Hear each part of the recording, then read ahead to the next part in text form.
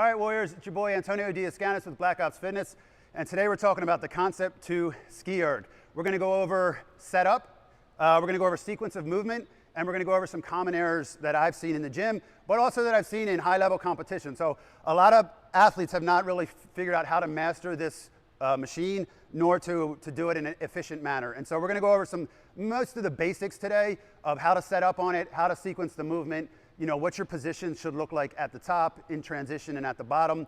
And then we'll see what else we jump into. So first things first, and something I see done wrong most of the time in our gym, is that athletes are too far back from the machine. So when you grab the handles, bring them down and put your arms straight out and your fingertips touching the machine. So a straight arm, fingertip touch, look down at my feet and adjust your width accordingly. Make sure your feet look the same on both sides. You're not offline, the feet are online. So that's a rough estimate. Is that going to be perfect for every athlete? No, but it's pretty damn close. And so you want to try to get yourself in there, in that position, and see how it feels with your skiing, and then make adjustments accordingly. And it's probably only going to be minute adjustments you're going to need to make.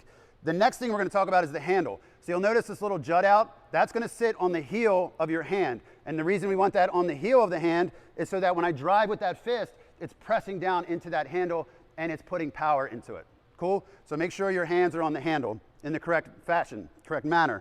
At the top, I'm going to relax my arms, slight bend in my elbow, and I'm going to activate my lats. So I have a relaxed arm. To activate my lat, if my arm's just straight out and I pull it back and down, that's going to activate my lat and get it into the movement, which is going to brace your upper body so that when you go into the stroke and apply force, it's going to move together and you're going to move efficiently as a unit. It's not going to be like segments of your body moving at different times, and that's what can throw people's stroke off. So if you're always feeling it in your tricep, it's probably because your arm's not relaxed and you're not engaging that lat.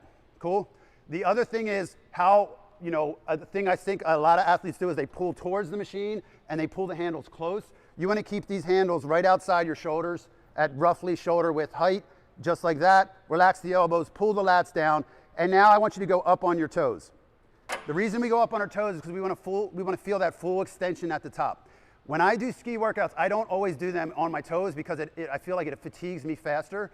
But that's when you're practicing, it's good to practice that just so you can feel what that top position feels like and full extension, and also that you're relaxing that arm and seeing where your arm sits in space and make the adjustments accordingly. Because you want to be connected the whole time, no matter how tall you are, all right? And if you're really tall and use locked arms, you're going to be connected to the machine. So that's why you got to relax that and pull that lat into it.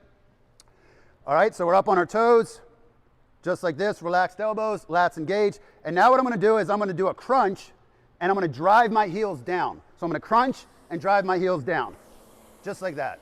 Crunch, drive my heels down. Notice where my gaze is. My gaze stays on the monitor, just like that.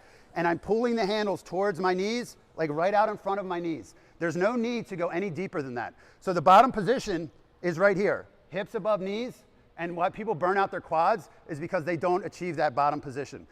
People smoke their lower backs because they're rounding their back, trying to pull way past their legs, and there's no force being applied to the machine.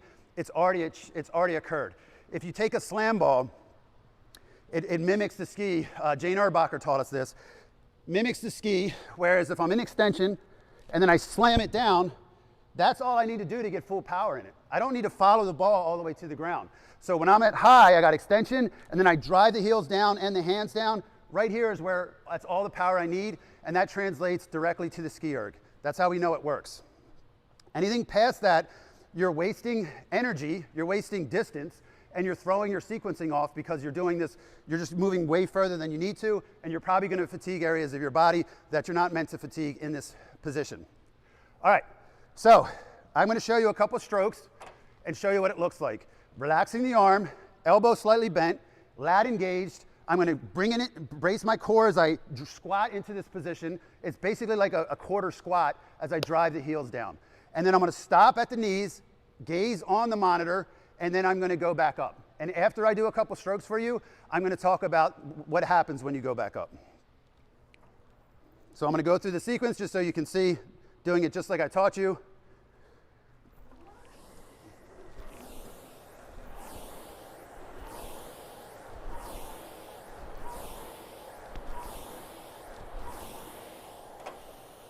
So you can see the stopping position should have been perfect. I should have stopped at the same point each place. That keeps me in rhythm. It keeps me focused on my checklist of positional checklist. At the top, when I'm coming back up, I want to relax. Think of that as your recovery time. If you're a bigger athlete and you're doing long ski workouts, just the down and up of this smokes you. You know, it's just like you're doing a 5K, just going up and down that many times, it's actually mentally fatiguing as well as physically fatiguing. So if you're a bigger, more mass-driven athlete, you want to do less strokes and you want to do more power in your stroke. So as I'm coming back up, I'm relaxing and thinking about the lat and the elbow and getting high, right? Squeezing the glute per se. And then I'm going to drive down with a lot of power, and then I'm going to relax, recover, and you can even count for yourself. So if I'm down here, 3, 2, 1, boom, and then you smash it. And make sure you're driving those heels down. Think about pushing the floor away from your feet or your body. And on that recovery, make sure you're relaxing and getting into that smooth rhythm that you can repeat over and over again.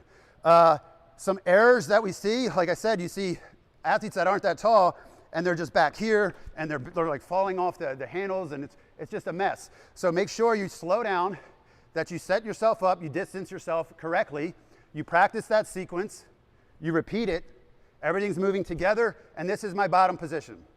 My back's straight, my abs are tight, my knees are below my hips. I'm not feeling this too much in my quads. And as I came down, I wasn't feeling that in my triceps. And that's when you know you're doing it just right, and you can repeat that. All right, guys? And then remember, use your recovery for more power. All right, guys? So that's the basics of the ski. I think we nailed down everything. There's a lot more when it comes to the monitor, stroke rate, pacing, and also damper setting. But, you know, coming straight from the professional rowers, where you set your damper is going to be on you. But generally, they're staying at around 4 to 5 for most workouts. But you do you. Hopefully you learned something today, guys, and take care.